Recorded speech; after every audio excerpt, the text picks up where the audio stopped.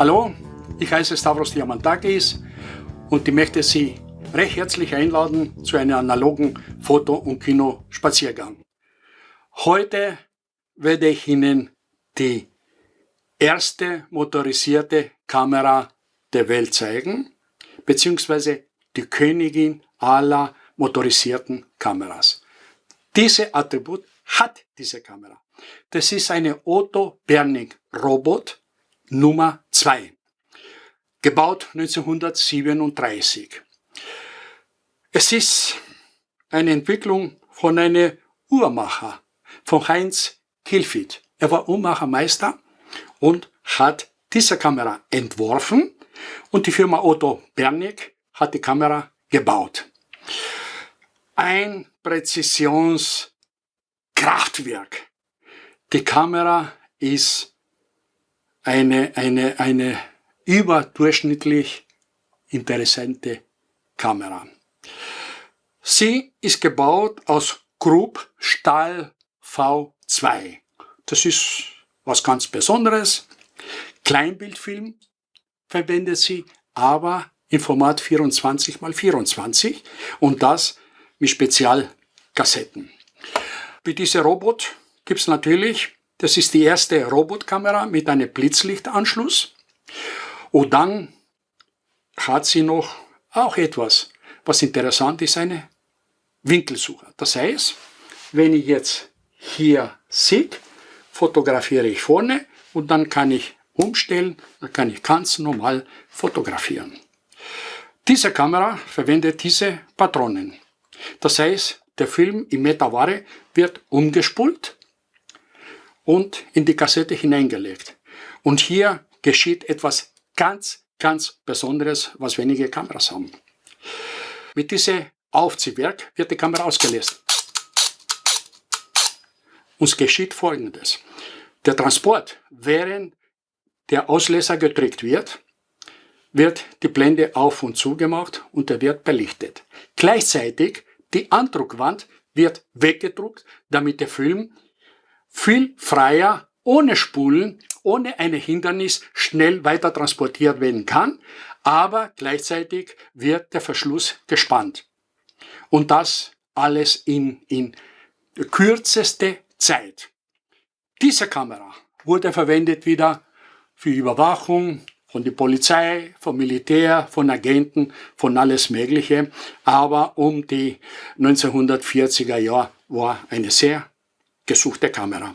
Diese Spulen haben natürlich auch einen Vorteil. Sie haben hier eine Kerben und hier kann man zum Beispiel auch eine Siegel anbringen, damit, wenn man als Agent oder Polizist oder was weiß ich unterwegs ist, auch an diese Filme nichts manipulieren kann. Eine sehr interessante Kamera und noch interessanter ist die Geschichte, wie ich zu dieser Kamera kam.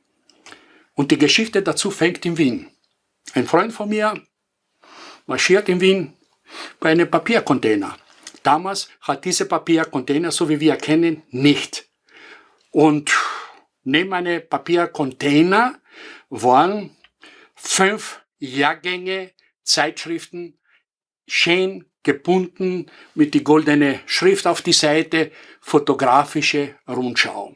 5 Jahrgänge mit einer Schnur zusammengebunden, aber so raffiniert hingestellt, dass jeder, der vorbeiging, hinschauen müsste.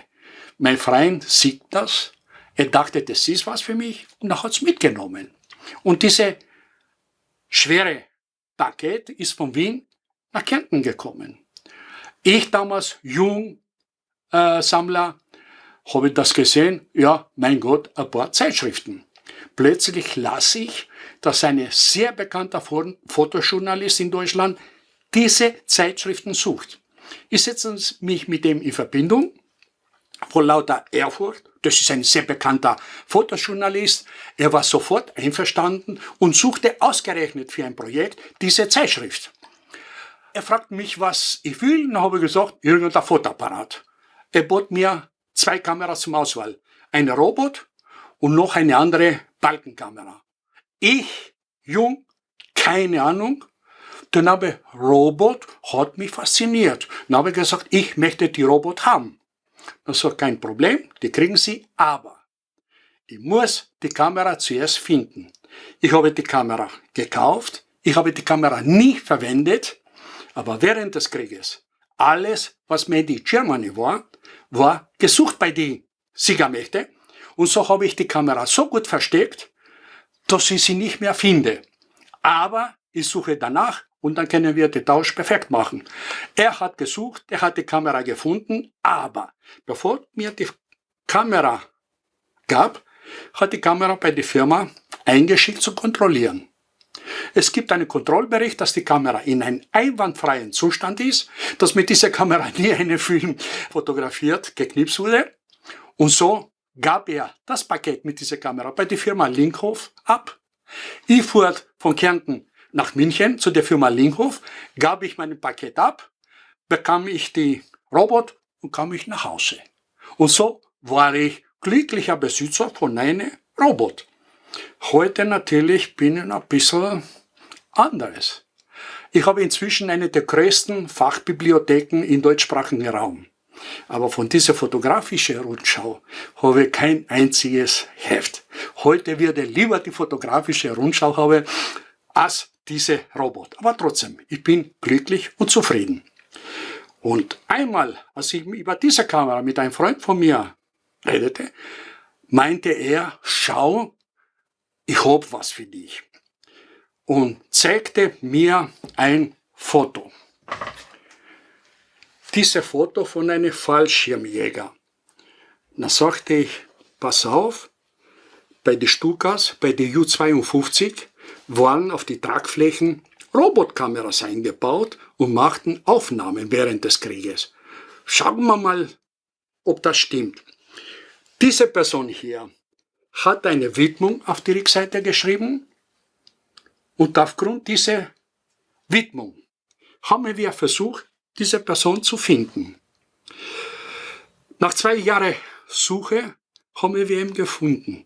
Der war damals 83 Jahre alt und lebte in Kanada. Und als wir ein Foto davon schickten, meinte er, ja, ich bin das. Und nachdem er aber auch fotointeressiert war, hat uns erzählt, die Aufnahme ist mit einer Robotkamera gemacht worden, mit einem sehr langen Drahtauslöser, die der Pilot oder irgendein anderer bedienen konnte. Also, jetzt wissen wir, ein Nachfolger von dieser Kamera, 3 Jahre später, glaube ich, ist eine Ausführung für die Luftwaffe herausgekommen. Also irgendwie der Kreis schließt sich. Diese Aufnahme ist mit einer Robotkamera gemacht worden. Danke fürs Zuschauen und auf Wiedersehen bis zum nächsten Video.